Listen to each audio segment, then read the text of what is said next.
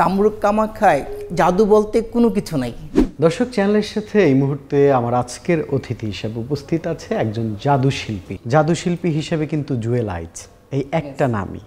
সেক্ষেত্রে জাদুর জায়গাটা এত দুর্বল কেন? জুয়েলার স্যার তো জুয়েলার স্যার, উনি তো আকাশ ছোঁয়া, সে আপ টু দ্য মার্ক। হ্যাঁ, উনি কিন্তু শুধু বাংলাদেশে না, আমার মতো অল এশিয়ার ভিতরে উনি হচ্ছে সেরা। তো উনি হচ্ছে মানে ওনার এখানে। আর বাকি যে সিনিয়ররা আছে তারা জাদুর জন্য তেমন একটা কাজ করা না, আমার মনে হয় না যে একটা আছে না। যেমন আপনি আমাকে দেখেন, জাদুর আমার প্রথম ছিল শখ, এরপর ছিল নেশা, এখন হচ্ছে পেশা। বাংলাদেশে কিন্তু পেশা হিসাবে ম্যাজিশিয়ান হাতে গোনা ৩-৪ জন, এর বেশি পাবেন না। হ্যাঁ, ম্যাজিশিয়ান পাবেন আপনি, শৌখিন ম্যাজিশিয়ান। কিন্তু আমি কোনো সিনিয়রদের দেখি না যে ওরা জাদুর জন্য কোনো উন্নয়নমূলক কাজ করে।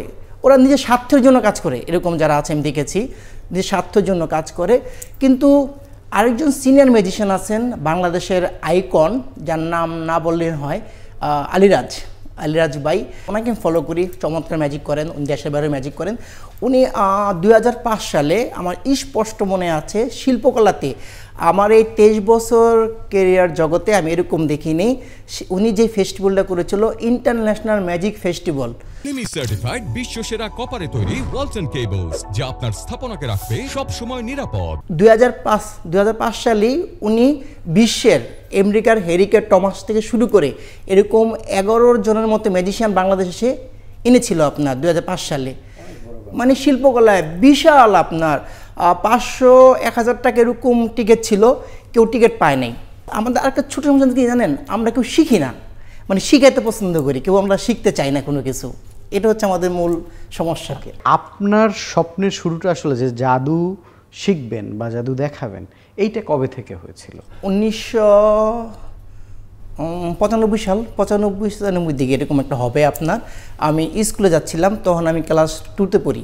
আমি যখন স্কুলে যাচ্ছিলাম, দেখি অনেক লোক আপনার ঘেরাও করে বসে আছে। ওখানে দেখলাম এক জাদুকর গামছা পরা, ও একটা বাচ্চাকে 2 খণ্ড করে ফেললো আপনার, 2 খণ্ড করে রক্ত বেসে গেল আপনার। তখন বলতেছে, যার পকেটে যা আছেন সবাই ফেলে দেন, নাহলে কিন্তু আপনাদের মুখ দিয়ে রক্ত পড়বে। আমি তো ভীষণ ভয় পেয়ে গেছিলাম। তখন আমার পকেটে 20 টাকা ছিল আপনার, 20 টাকা কিন্তু অনেক টাকা আমার জন্য।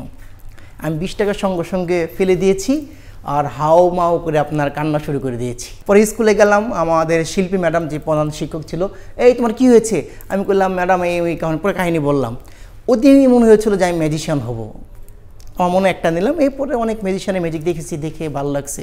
জাদু শিল্প বা জাদু শিল্পের জায়গাটা আসলে অনিশ্চিত একটা ব্যাপার। সেখান থেকে আপনার জানেন যে পরিবার হবে, সংসার হবে, সেই জায়গা থেকে আসলে এটাকে পেশা হিসেবে নেয়ার মধ্যকার চ্যালেঞ্জগুলো কি ছিল? আসলে বাংলাদেশে জাদুটাকে পেশা হিসেবে নেওয়া কিন্তু অনেক, কী বলবো, মানে অনেক কষ্টনীয় ব্যাপার।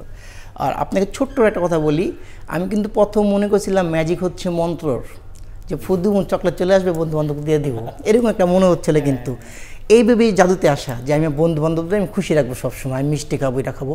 কিন্তু পরবর্তী যখন বাংলাদেশ ম্যাজিক একাডেমি শিবরাজ ওস্তাদের কাছে যখন ভর্তি হলাম, তখন দেখলাম না, এটা তো জাদু, তো হাতের কৌশল, একটা শিল্প, ট্রিক্স আপনার।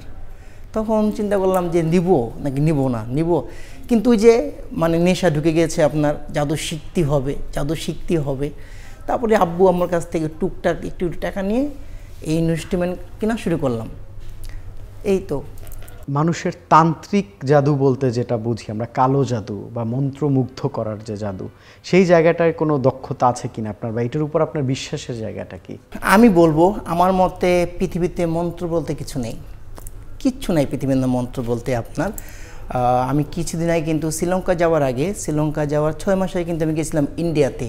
কামরূপ কামাখ্যায় কী আছে এটা আমাকে দেখার স্বপ্ন ছিল।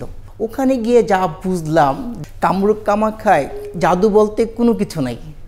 ওখানে আছে হিন্দুদের মন্দির, আমরা যেমন আমাদের রজা আছে না, হযরত শাহজালাল, শাহপরাণ, ঠিক তেমন কোনো একটা ওখানে রয়েছে আপনার হিন্দুদের বড় একটা মন্দির। জাদু বলতে ওখানে কিছু নেই, আমি পাইনি। জাদু শিল্পের জায়গা থেকে জাদুশিল্পী হিসেবে কি আয় হয় বা সংসার পরিচালনার জায়গাটা কিভাবে, কি এটা অনেকের ধারণা, মানুষ তো বেঁচেই থাকে, আসলে জীবনযাপন কোনো না কোনোভাবে ভালোই আছেন আপনি নিঃসন্দেহে। আত্মবিশ্বাস থাকলে কিন্তু সব কিছু জয় করা সম্ভব।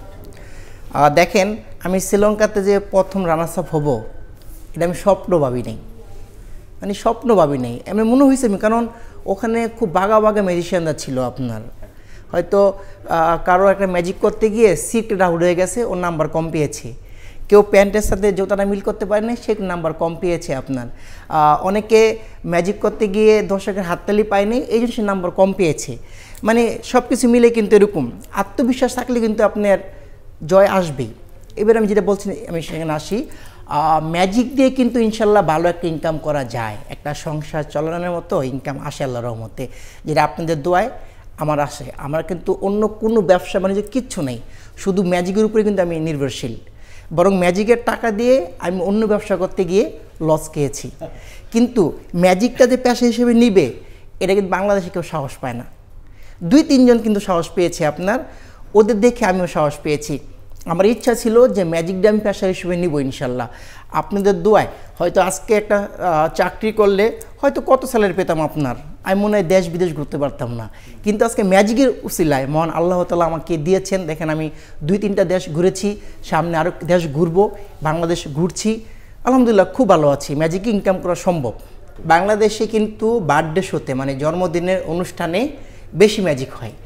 আমরা যারা পেশাদার ম্যাজিশিয়ান আমাদের হায়ার করে বার্থডে শোগুলাতেই, প্রতি বৃহস্পতিবার, শুক্রবার, শনিবার মানে শো থাকে বন্ধ দিনগুলো, এই পারিবারিক শোগুলোতে পারিবারিক শোগুলাতেই এই বার্থডে শো হয়।